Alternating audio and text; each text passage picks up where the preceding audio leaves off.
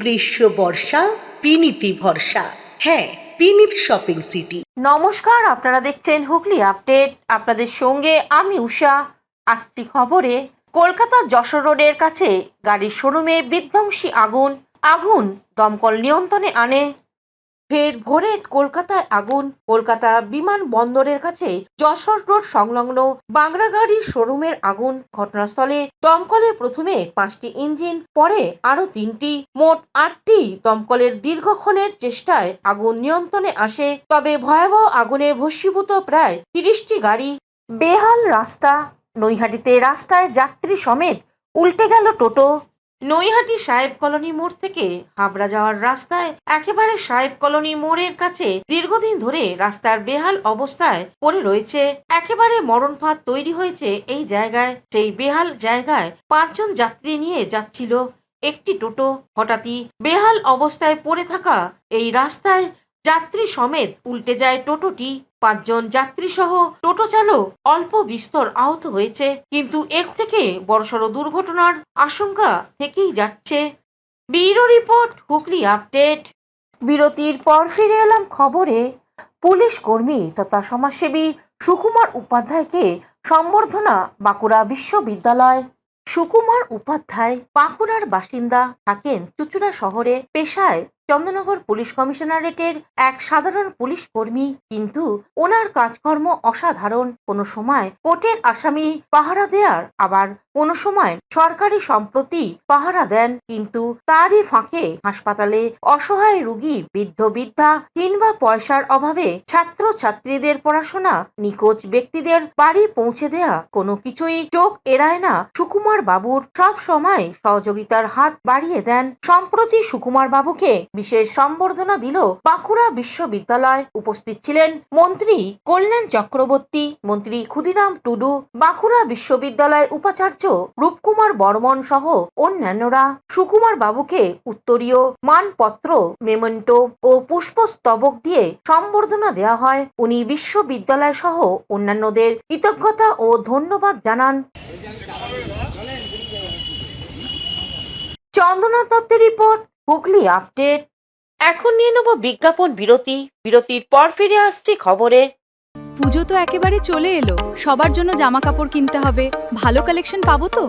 এমন একটা দোকান হলে ভালো হয় যেখানে সবার শপিং একসাথেই হয়ে যাবে। বাবা, প্রিয়াঙ্কা লেডিজ অ্যান্ড জেন্টস কর্নারে গেলে কেমন হয়? শুনেছি ওখানে সবার জন্য কালেকশন আছে। তাহলে চলো একবার ঘুরেই আসি। নমস্কার, আসুন আসুন। পুজোর শপিং করতে এসেছেন তো?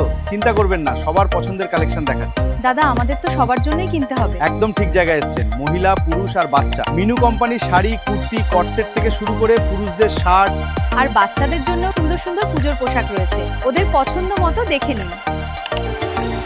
আর পুজোর জন্য থাকছে বিশেষ আকর্ষণীয় ডিসকাউন্টের পাশাপাশি উপহারও। 999 টাকা বা তার বেশি কেনাকাটা করলেই থাকছে বিশেষ আকর্ষণীয় উপহার।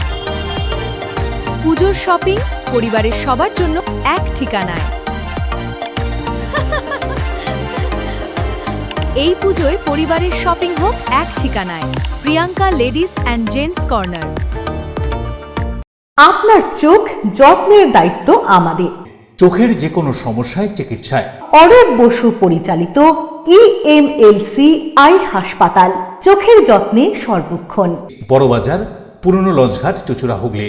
একই ছাদের তলায় অত্যাধুনিক কম্পিউটারাইজড চক্ষু পরীক্ষার পর চশমা ও লেন্স প্রদান, ছানি, রেটিনা অপারেশন, মাইক্রোসার্জারি। চক্ষু বিশেষজ্ঞ চিকিৎসক অরূপ বসুর তত্ত্বাবধানে EMLC তে চোখের চিকিৎসা মানেই EMLC আই হাসপাতাল। মোবাইলে যোগাযোগ 9874879507। আরও একটি নম্বর 9903077221। এছাড়া 9875466020। ELMC is a holistic weekend destination for friends, family and couples and offers magic to soothe your body, mind and soul.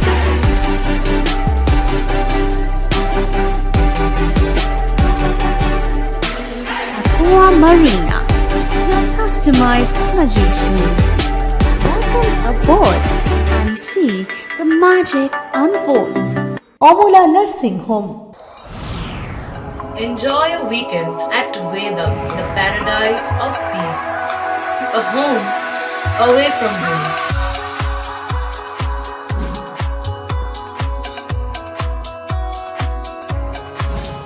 See yourself resonating with the nature.